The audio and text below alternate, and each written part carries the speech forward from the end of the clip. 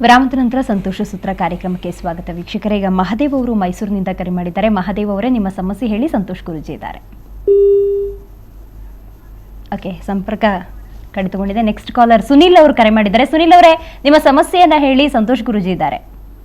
ನಮಸ್ಕಾರ ಗುರೂಜಿ. ಹಾ, ಹೇಳಿಪ್ಪ. ನಂದು ಈಗ 1 ವರ್ಷದಿಂದ ತುಂಬಾನೇ ಕಷ್ಟ ಆಗ್ಬಿಟ್ಟಿದೆ. ಮನೆ ಲಾಸ್, ರೂಪಾಯಿನೂ ಇದು ಮಾಡ್ತಾ ಇಲ್ಲ, ಕೆಲಸನೂ ಆಗ್ತಾ ಇಲ್ಲ. 1 ವರ್ಷ ಹಿಂದ್ಗಡೆ ತುಂಬಾನೇ ಚೆನ್ನಾಗಿದೆ. ನಾನು ಅಂಗಡಿ ಎಲ್ಲ ಮಾಡ್ಕೊಂಡಿದ್ದೆ, ಎಲ್ಲ ಇದ್ದೆ, ಎಲ್ಲ ಫುಲ್ ಲಾಸ್. ಈಗ ಇಲ್ಲಿ ವೈಯಕ್ತಿಕವಾಗಿ ಅವರಿಗೆ ಲಾಸ್ ಆಗಿದೆ ಅಂದ ತಕ್ಷಣನೇ ಏನೋ ಮಾಟ ಆಗಿದೆ ಅನ್ನುವಂಥದ್ದು ತಪ್ಪು. ಮಾಟ ಆಗ್ತಕ್ಕಂಥದ್ದಕ್ಕೆ ಅಷ್ಟು ಸುಲಭ ಇಲ್ಲ ಅಂತ ನಾನು ಹಿಂದೆನೂ ಹೇಳಿದ್ದೀನಿ. ಆಮೇಲೆ ಅಷ್ಟು ಶಕ್ತಿಯುತವಾಗಿ ಮಾಟ ಮಾಡ್ತಕ್ಕಂಥವ್ರು ಇವಾಗಿಲ್ಲ ಅಂತ. ಹಿಂದೆ ಇದ್ದಂತಹ ಪ್ರಾಚೀನ ವಿದ್ಯೆ ಇತ್ತು. ನಾನು ಯಾಕೆ ಇದನ್ನೆಲ್ಲ ಇಷ್ಟೆಲ್ಲ ಈ ಥರ ಮಾಡೋ ಸಾಧ್ಯತೆಗಳಿದೆ ಅಂತ ಹೇಳ್ತೀವಿ ಅಂತಂದರೆ, ಒಂದು ಕಾರ್ ಬಿಡಬೇಕು ಅಂತಂದ ತಕ್ಷಣ ಸುಮ್ಮನೆ ಡ್ರೈವಿಂಗ್ ಮಾಡೋದಂತಲ್ಲ. ಆಕ್ಸಿಲೇಟ್ರ್ ಅಂತಂದ್ರೇನು, ಬ್ರೇಕು ಅಂತಂದ್ರೇನು, ಸ್ಟೇರಿಂಗ್ ಅಂತಂತಂದ್ರೇನು, ಬ್ಯಾಟ್ರಿ ಅಂತಂದ್ರೇನು, ಅಥವಾ ಕಾರ್ಬೋರೇಟರ್ ಅಂತಂದ್ರೆ ಇವೆಲ್ಲ ಸಂಪೂರ್ಣವಾಗಿ ಗೊತ್ತಿರಬೇಕು. ಅಟ್ಲೀಸ್ಟ್ ಹೀಗೆ ಅಂತಂದರೆ ಎಲ್ಲೋ ಒಂದು ಕಡೆ ಗಾಡಿ ನಿಂತಿದೆ ಅಂದರೆ ಏನೋ ಒಂದು ಆಗಿದೆ ಅನ್ನೋವಂಥ ಸಾಮಾನ್ಯ ಜ್ಞಾನ ಅವನಿಗಿರಬೇಕು ಅನ್ನೋದಕ್ಕೆ ಒಬ್ಬ ಡ್ರೈವರಿಗೆ ಹೇಗಿರಬೇಕು ಅದೇ ರೀತಿಯಾಗಿ ಧಾರ್ಮಿಕವಾಗಿ ಮಾಟ ಅಂತಂದ್ರೇನು, ಹೋಮ ಹವನಗಳಂತಂದ್ರೇನು, ಆಡಂಬರಗಳೇನು, ಮೂಢನಂಬಿಕೆಗಳೇನು ಅಂತ ಗೊತ್ತಾಗಲಿ ಅನ್ನೋದಕ್ಕೆ ಇದನ್ನು ನಾವು ಸಂಪೂರ್ಣವಾಗಿ ವಿವರಣೆಯನ್ನು ಕೊಡ್ತಾ ಇದ್ವಿ. ಹಾಗಂದ ತಕ್ಷಣ ಅಂಗಡಿಯಲ್ಲಿ ವ್ಯಾಪಾರ ಆಗಲಿಲ್ಲ ಅಥವಾ ನಾವು ಲಾಸ್ ಆಗಿದ್ದೀವಿ ಅಂದ ತಕ್ಷಣವೇ ಇದು ಯಾರೋ ಮಾಟ ಮಾಡಿದ್ದಾರೆ ಅನ್ನುವಂಥದ್ದು ತಿಳ್ಕೊಳ್ತಕ್ಕಂಥದ್ದು ಮೂಢತನ. ಈ ಮಾಟ ತೆಗಿತೀವಿ ಅಂತ ಯಾರೋನ ಕರೆಸೋದು, ಮತ್ತೊಂದಿಷ್ಟು ಅವ್ರಿಗೆ ದುಡ್ಡು ಕೊಡೋದು, ಆಮೇಲೆ ಇನ್ನೊಂದಿಷ್ಟು ಹೋಮ ಹವನ ಮಾಡೋದು, ಇನ್ನಷ್ಟು ದುಡ್ಡು ಕಳ್ಕೊಂಡು ಇನ್ನೊಂದಿಷ್ಟು ಲಾಸ್ ಆಗ್ತಕ್ಕಂಥ ಸಾಧ್ಯತೆಗಳು ಹೆಚ್ಚು. ಹಾಗಾಗಿ ಪರಮಾತ್ಮನನ್ನು ಇವರು ಯಾರನ್ನು ಆರಾಧನೆ ಮಾಡ್ತಿದ್ದಾರೆ, ಯಾವ ಹೆಸರಿನಲ್ಲಿ ಆರಾಧನೆ ಮಾಡ್ತಿದ್ದಾರೆ, ಆ ದೇವರನ್ನೇ ಸರಿಯಾಗಿ ವ್ಯವಸ್ಥಿತವಾಗಿ ಪೂಜೆ ಪುನಸ್ಕಾರಗಳನ್ನು ಮಾಡಿ ನಂಬಿಕೆಯಲ್ಲಿ ಇವರು ಮುಂದುವರಿತಕ್ಕಂಥದ್ದು ಬಹಳ ಸೂಕ್ತವಾಗಿರತಕ್ಕಂಥ ಒಂದು ಔಷಧ. ಅದಲ್ಲದೆ ಇವರಲ್ಲಿ ವ್ಯಾಪಾರದಲ್ಲಿ ಏನು ವ್ಯತ್ಯಾಸ ಆಗಿದೆ, ಹಿಂದೆ ಹೇಗಿತ್ತು ಹೀಗಾಗಿದೆ ಅನ್ಬೇಕಾದ್ರೆ ಅಲ್ಲೇನೋ ಸ್ಟಾಕಿಂದು ಮಿಸ್ಟೇಕ್ ಇದೆಯಾ, ಅಥವಾ ವ್ಯಾಪಾರದಲ್ಲಿ ಇವ್ರು ಹೋಗ್ತಕ್ಕಂಥದ್ದು, ರಜಾ ಮಾಡ್ತಕ್ಕಂಥದ್ದು ಇತ್ಯಾದಿಗಳು ಏನಾರು ಆಗಿದೆಯಾ, ಅಥವಾ ಗಿರಾಕಿಗಳಿಗೂ ಇವರಿಗೂ ಸಂಬಂಧಗಳು ಏನಾರು ಕೆಟ್ಟು ಹೋಗಿದೆಯಾ, ಈ ಥರದನ್ನು ಮುಂಚೆ ನೋಡ್ಕೊಳ್ಬೇಕು ಅಲ್ವಾ. ಸುಮ್ಮನೆ ಏನೋ ವ್ಯಾಪಾರ ಹೋಯ್ತು, ಸುಮ್ಮನೆ ಯಾಕೆ ಹೋಗುತ್ತೆ?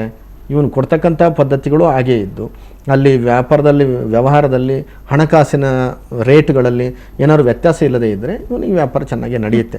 ಆದ್ದರಿಂದ ಮೊಟ್ಟ ಮೊದಲು ನಮ್ಮ ಸಂಶೋಧನೆ, ಆಮೇಲೆ ಅದಾಗಲಿಲ್ಲ ಅಂತಂದಾಗ ಭಗವಂತನ ಹತ್ರ ಹೋಗಬೇಕು. ಅದೂ ಆಗದಿದ್ದಾಗ ಮಾತ್ರ ಈ ರೀತಿಯಾಗಿ ಯೋಚನೆ ಮಾಡ್ತಕ್ಕಂಥದ್ದು. ಈಗ ದೃಷ್ಟಿನೇ ಆಗಿದೆ ಅಂತ ಆಗೋದಾದ್ರೆ ಪರಿಹಾರ ಹೇಗೆ ಅಂತ, ನಿವಾಳಿಸೋದು ಅನ್ನೋದ್ರ ಬಗ್ಗೆ ಇವತ್ತು ಮಾತಾಡ್ತಾ ಇದ್ವಿ. ಅವುಗಳಲ್ಲಿ ಏನಾದರೂ ಕ್ರಮಗಳಿರ್ತಾವ ಅಂತ? ಹೌದು, ಸುಮಾರು ಒಂದು 14 ವಿಧವಾಗಿರ್ತಕ್ಕಂಥ ಈ ದೃಷ್ಟಿ ತೆಗಿತಕ್ಕಂಥ ಪದ್ಧತಿಗಳಿದೆ.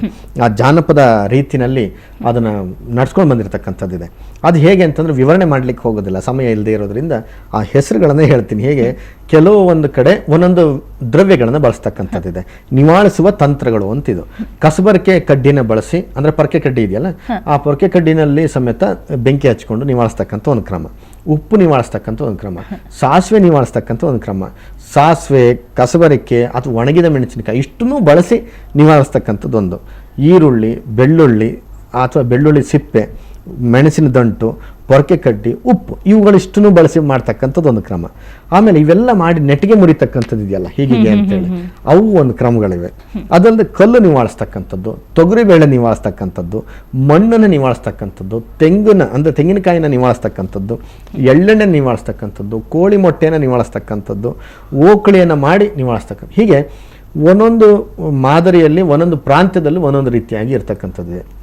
ಕೆಲವೊಂದು ಕಡೆ ಹೊಟ್ಟೆ ಉಬ್ಬರಿಸ್ಕೊಂಡಿದೆ ಅಂತಂದಾಗ ಓಕಳಿಯನ್ನು ಮಾಡಿ ಆ ಓಕಳಿಯಲ್ಲಿ ಒಂದು ಚೊಂಬು ಅಂತ ಕರಿತೀವಲ್ಲ, ತಂಬಿಗೆ, ಆ ತಂಬಿಗೆ ಒಳಗಡೆ ಒಂದು ಕೆಂಡಗಳನ್ನು ಇತ್ಯಾದಿಗಳನ್ನು ಹಾಕಿ ಆ ಧೂಪವನ್ನು ಹೀಗೆ ನಿವಾಳಿಸಿಬಿಟ್ಟು ಕಡೆಗೆ ಅದನ್ನು ವಾಪಸ್ ಉಲ್ಟ ಮಾಡಿ ಇಡ್ತಕ್ಕಂಥದ್ದಿದೆ. ತಟ್ಟೆಯಲ್ಲಿ ಉಲ್ಟ ಇಡ್ತಕ್ಕಂಥದ್ದು.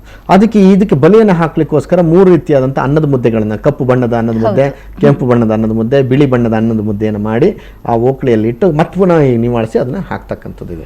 ಹಾಗೆ ಪ್ರಾಂತೀಯವಾಗಿ ನಡ್ಕೊಂಡು ಬಂದಿರತಕ್ಕಂಥ ಪದ್ಧತಿಯಲ್ಲಿ ನಾನಾ ರೀತಿಯಾಗಿ ದೃಷ್ಟಿಯನ್ನು ತೆಗಿತಕ್ಕಂಥ ಪದ್ಧತಿಗಳಿವೆ. ಓಕೆ ಗುರುಜಿ, ದೃಷ್ಟಿಯನ್ನು ತೆಗೆಯುವಂತಹ ಕ್ರಮಗಳಿರ್ಬೋದು, ದೃಷ್ಟಿ ಅಂದ್ರೇನು, ದೃಷ್ಟಿ ಯಾವ ರೀತಿ ಆಗುತ್ತೆ, ಅದರ ಪ್ರಭಾವ ಹೇಗಿರುತ್ತೆ ಅನ್ನೋದೆಲ್ಲ ತಿಳಿಸ್ಕೊಟ್ಟಿದ್ದೀರಿ. ನಿಮಗೆ ಧನ್ಯವಾದ. ಸಂತೋಷ.